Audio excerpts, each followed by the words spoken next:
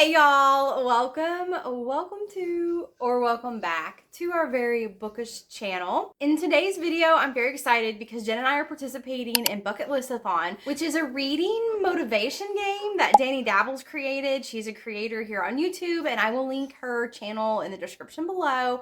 But she came up with this List-A-Thon to have at the end of the year, and it's just to sort of get you motivated to finishing up those books that you wanted to read in 2024, or any long-lasting books on your physical TBR, finish a series you're in the middle of, just any kind of motivation to get you going on this journey of finishing all the books that you want.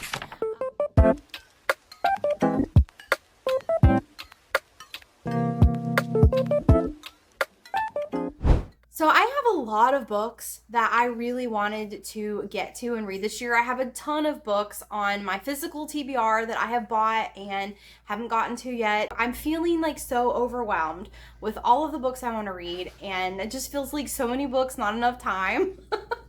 Now let me just show you a little bit about how this works. This is the board that you're going to choose from. You can start in any corner based on what your primary goal is. So what I'm going to do is I'm going to start up here in the physical TBR corner and roll the dice.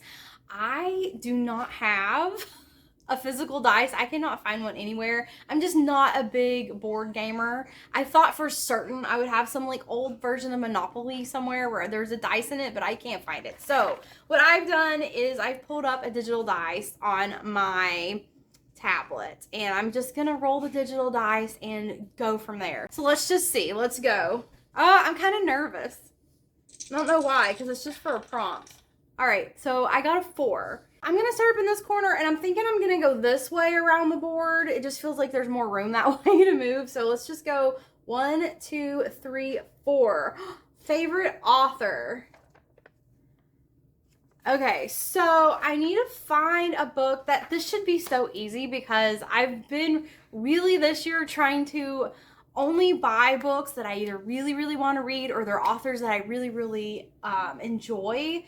One that comes to mind that I really wanted to read by the end of the year is Apprentice to the Villain by Hannah Nicole Mayer. So Assistant to the Villain is the first book in this series, and this is the second book that just came out this year. I absolutely loved Assistant to the Villain, so I've been really, really, really anxious to get into this, and I think this one might be a fun one for the video, so I'm going to keep my eye on this one. I also have Nevernight by Jay Kristoff. If you guys have seen my arc review of Empire of the Damned, you guys know I love Jay Kristoff's writing. He is a fantastic author, and he also writes this trilogy, Nevernight, and I just have been really anxious to get into another world of his. I also have Hellbent by Leigh Bardugo. Leigh Bardugo is a fantastic writer. I love her dark, atmospheric vibes of her books. They just, when you're in like a dark mood, or you want a dark, moody book, these books are just the perfect vibe. This is the second book of, I believe it's just a duology. I believe this is the second and final book. This is following Ninth House, which I read in a vlog last year around October time. I think we released the vlog. So I've been really wanting to finish up this duology. Another book I am kind of considering is River Enchanted by Rebecca Ross. I loved the Divine Rivals duology, and after I finished that up, I'm like, I need more of this author, so I went and got A River Enchanted. So another book on my physical TBR I really need to get to. So y'all, the vibes are all over the place with this. Like, I really don't know where I'm going. This is so hard. So I have like a really fun, cute, humorous book here. I have a very dark, probably grimdark, graphic, bloody book here. I have a little fun, whimsy romance here. And then I have another dark vibe book here. So I just don't know. I really think I'm going to go with Apprentice to the Villain, just because I think this book will be a really fun, quick, fast read. I just got done reading Paradise 1, which is a almost 700-page space sci-fi horror book. So I'm kind of looking to switch it up. I'm kind of feeling like less dark things, and I think I'm going to go with this one. I'm going to go with Apprentice to the Villain and get this book done. It is a book that I definitely wanted to read by the end of the year, so I will be able to mark this one off my list. Hey guys, I know Amanda probably already explained the whole thing that we're doing with Danny Dabbles.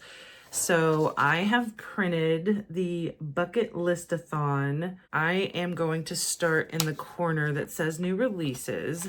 I did have a hard time deciding which corner to start with. It's because I definitely thought physical TBR might be the way to go because I obviously have a lot on my physical TBR.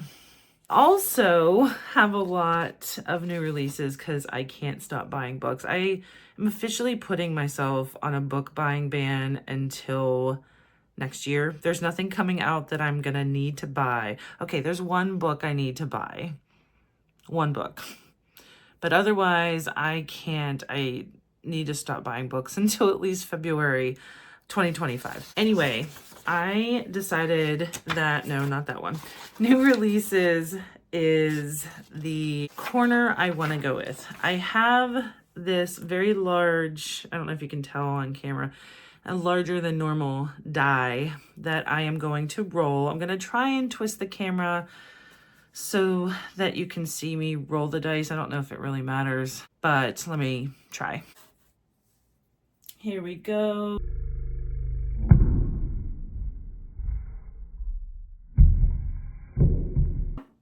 2. So if I start at new releases, I can either do a hyped read, or I think this is the first one, or a new purchase. I am going to go with a new purchase. I think I have plenty, as I just said, that I have been buying and probably shouldn't have. My new purchase is going to be, my purchase choice is Like Mother. It's by Susan Rieger. It is the Barnes & Noble Book Club pick for November. And I have been recently really wanting to read fiction and thrillers more than anything. I don't know if it's because it's book awards season or I just have gotten way too many horror and fantasy that I've gone through this year. I just feel myself gravitating for fiction, literary fiction, and thrillers, the typical thrillers. And we just did a Frida McFadden vlog, and I absolutely love Frida McFadden books. So I definitely got a taste of thriller and suspense and plot twists. But now I really want to read fiction, just general fiction. From what I read of this one, why I picked it up, it just sounded like a lot of the fiction that I had read years ago, where that's all I kind of read, even before I was reading thrillers, where it just had emotional depth and spoke to really drawn out characters. These are about 2 women, one who her mother gets put into a sane asylum when she's like 2 years old and she doesn't remember her. And she ends up really striving to make something of herself. And I don't know much about what happens with her father. And then she has 3 daughters, one of which is really striving to win her affection and her love because she doesn't feel like they're close at all.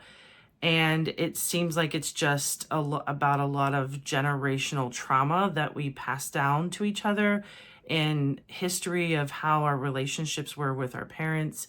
So I felt that that story just felt like something I wanted to read and get to know more. So it is a new purchase. It is something that I can read for this vlog. Stay tuned as I dive into Like Mother.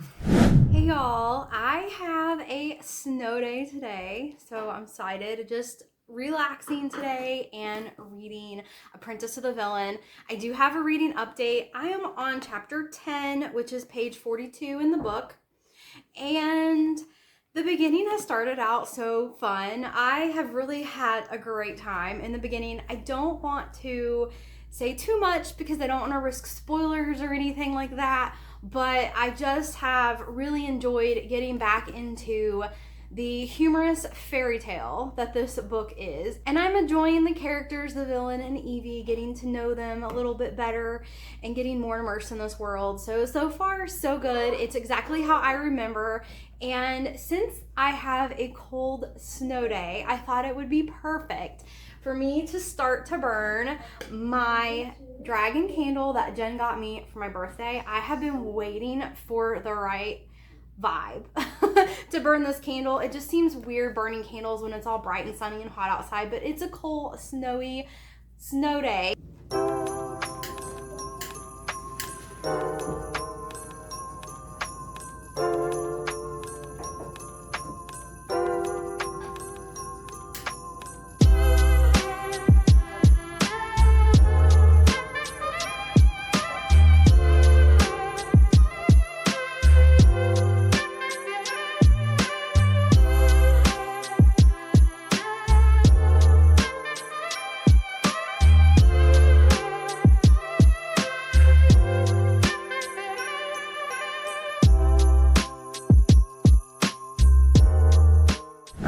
About 100 pages in, and I am very happy that I chose this book because I am very much experiencing loving fiction again. The story has just, there's something about it. I was actually talking to someone at work today about why do we love the books that we love and drawn into the stories that we are. And I think sometimes it could be the writing, sometimes it might be something you relate to in the story, and there's just some subjects I think that people are just interested in. I'm not sure, but the writing is really good. There are just some lines that when I read them, I'm like, wow, that was a really good line. And writing tends to get me, especially in fiction. The first part is kind of told from Lila's perspective. She is the mother. And you're seeing how her life had changed its course once her mother was put into an insane asylum, or she's committed to a mental hospital. But she really doesn't investigate or find out what happened with her mother. And she just used it as fuel to focus and be successful. Fast forward to her daughter, Grace. She had 3 daughters, but her youngest daughter, Grace, is not really getting along with her. And she becomes obsessed almost with what happened to her grandmother, which is Lila's mother, who's named Zelda. The beginning of the book is when Lila passes away from cancer. I think it sets it up to kind of show it's at the end of her life. You then almost get like the backstory and flashbacks as to what her whole life was about. And then it intermixes so far with how Grace has reacted to her mother's life. So I'm enjoying it so far. I will come back once I have read a little further. I do have little Grogu peeking out with the bookmark. Thanks, Amanda. I do love that bookmark. So I'll be back with more thoughts. All right, guys, reading update time. I am currently on chapter 36, which is page 153. Yes, 153. This one's 152. This one's 153. Okay, page 153. So I got about 100 pages read, and I'm really enjoying the magic, the humor, the adventures that these characters are going on.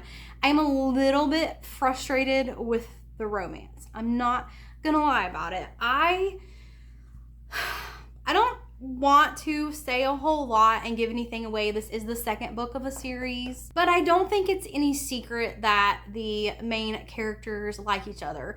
And I really don't like the trope. I don't know what the trope is called. I don't know what the romance readers call this trope.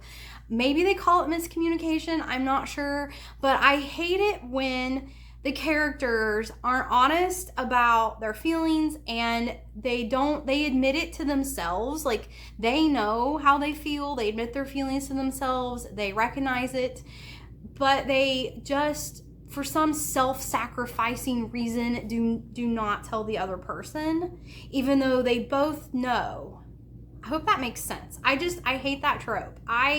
It's so frustrating, and that's kind of what's happening in this book. I would have expected these two to be like open and honest with each other and everyone else about their feelings for each other, and that's just not happened so far in this book.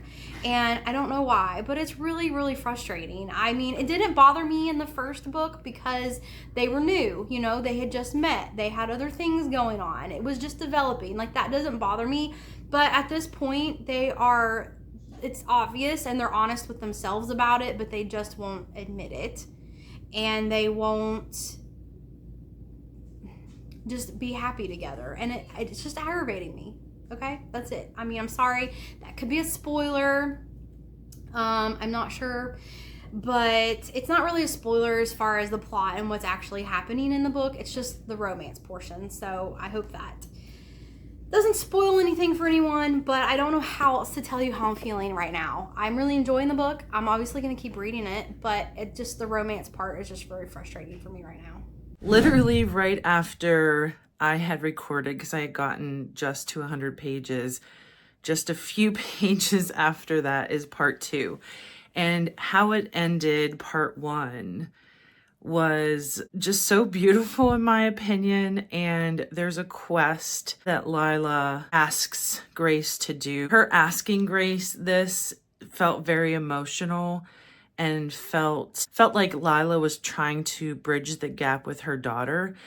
And the quest is to really find out what happened to Lila's mother, who is Zelda.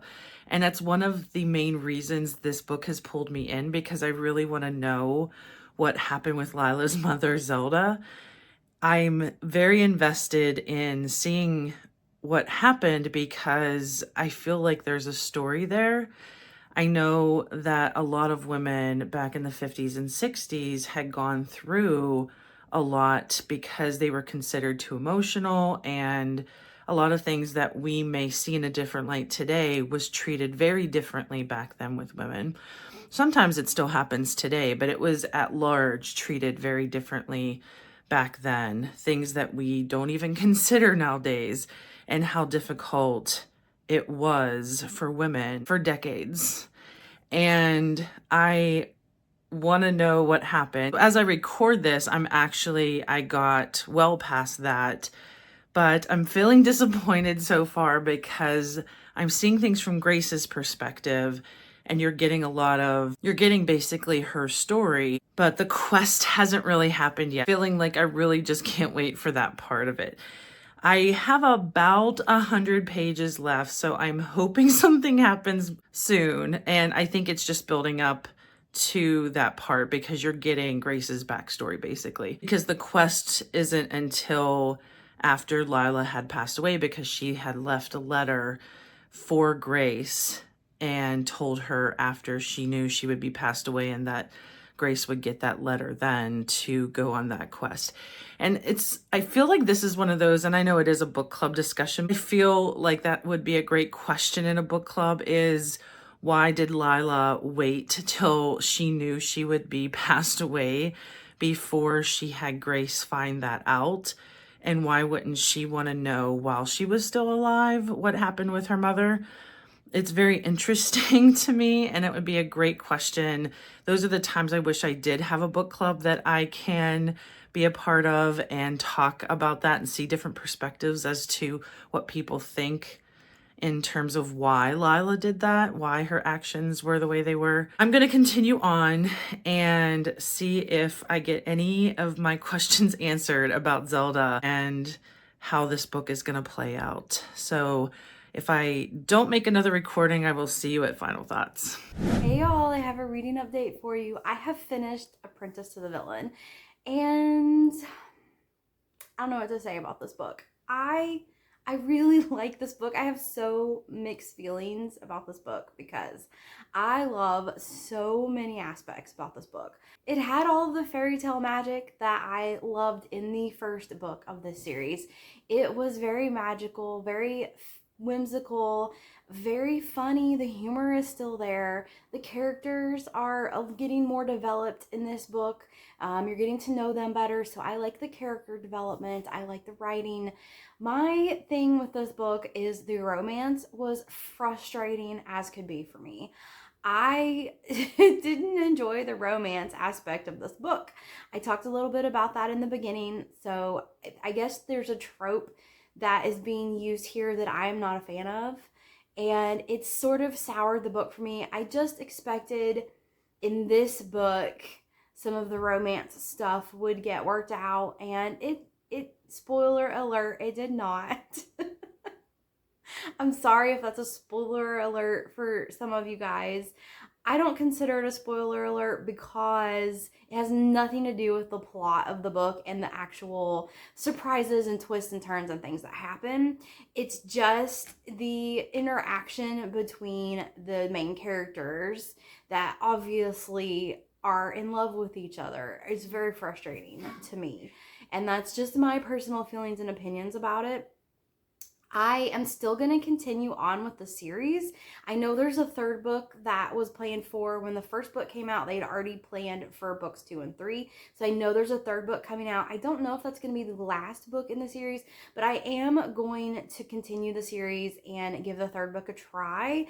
I know I have seen a trend where a lot of second books in the series are kind of dull. They don't have that same shine and catchiness that the first book has. And you're doing a lot more development to set up for the next books in the series. So I do think there is like a second book lull sometimes with series and trilogies. So we will see. I hope the third book picks up. I hope the romance is more tolerable for me between these characters, and it's not at all that I don't love the characters and want the characters to be happy and together. It's not that. It's just frustrating the way these two characters are handling their emotions and dealing with the romantic situation. In my opinion, that is my feelings about it. So I am still looking forward to the next book coming out next year, and I will continue the series and hope that it gets a little bit better in the romance department. So even though I didn't like this book as much as the first one, I'm still going to recommend it. I'm still going to finish the series, and I still think if you are a romance girly and you want a kind of fairy tale, humorous romance book, then I think you should pick it up and give the series a try. I liked the first book more. The second book was okay. So I do hope that in the third book, these two characters can work out their issues and take on the world as a couple and defeat their enemies together. That's what I am hoping for in this third book. All right, I'm back for final thoughts on our bucket list-a-thon pick. I have chosen, as you saw me reading, Like Mother, and I did enjoy reading this, but I think my expectations were a little high for what I was envisioning happening with the Zelda storyline, the grandmother to Grace. I very much enjoyed the first half and through like the middle where there was this letter Lila had left for Grace, and the second half, I didn't realize wasn't just Grace's story, but her best friend Ruth. So then you ended up getting a bunch of different characters that weren't in the first half, and you were learning about not just Grace, but Ruth and her family and circumstances. So I feel like it veered off onto a path that I wasn't expecting, and I wasn't really enjoying too much either. It just wasn't, I don't know, it wasn't pulling me in.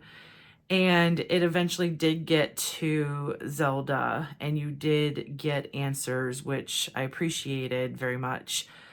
And so I did enjoy that part. So I wouldn't say, it was like a 3.5 for me. I'm probably going to round up to 4 stars for Goodreads, and I hate that it doesn't let you do half stars because I feel like it was good enough that I don't want to put it down at a 3, but I don't feel like it to me is a really solid 4 stars. It was good and there were some great parts, but it wasn't enough great parts to put it in the 4 or 5 category. So those are my final thoughts for Like Mother. One of the things, and I know this was a book club selection for Barnes & Noble, but one of the things that I loved about this book is it very much has a lot that you could talk about and discuss in a book club.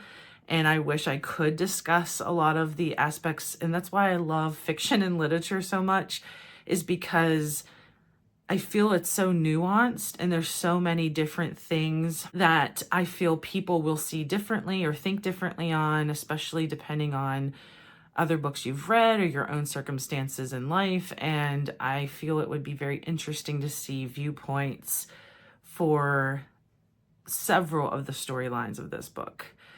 And it makes me want to go to a book club and discuss this book with somebody, but I love that type of book. Thank you so much for watching. I hope you enjoyed it. And if you have also done the challenge with Danny Dabbles, please comment below. Tell us what you did, what corner you chose on there, and what read you ended up with. We would love to hear from other people that have also participated in this challenge. I hope everyone is enjoying the start of the holidays. We're officially into the holiday season. We have a couple videos for you planned for December, so keep an eye out for those. And of course, until next time.